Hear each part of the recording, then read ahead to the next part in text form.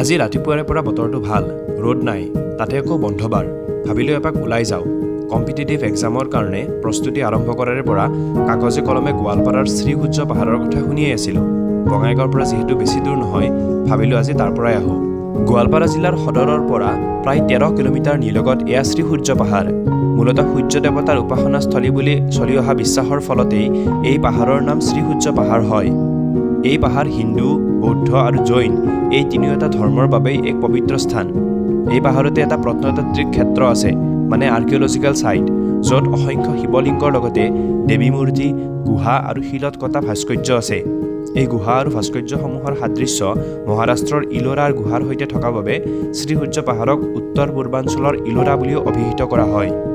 এয়া একদম গুহাৰ ভিতৰ শ্ৰী সূৰ্য পাহাৰৰ ভিতৰত ইয়াতে এটা শিৱ মন্দিৰ এটা আছে আৰু এইখিনিক আকাশ বন্তি বুলি কয়। একদমেই এইখিনি আন্ধাৰ। মাজে মাজে ওলাই আহিব লাগে।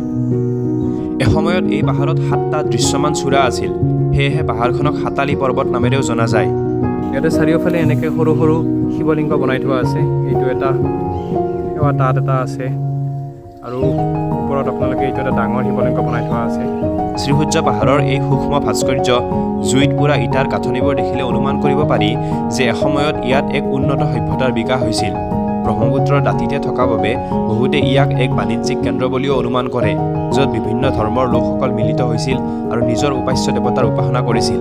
আৰু যি কি নহওক, ইমান দিনে কিতাপৰ পাতত পঢ়ি থকা শ্ৰী সূৰ্য পাহাৰৰ ধুনীয়া প্ৰাকৃতিক পৰিৱেশ আজি স্বচক্ষে প্ৰত্যক্ষ কৰি আৰু বহু স্মৃতি মনৰ মাজত লৈ ঘৰমুৱা যাত্ৰাত নিজকে এৰি দিলোঁ, পুনৰ লগ পোৱাৰ প্ৰতিশ্ৰুতিৰে।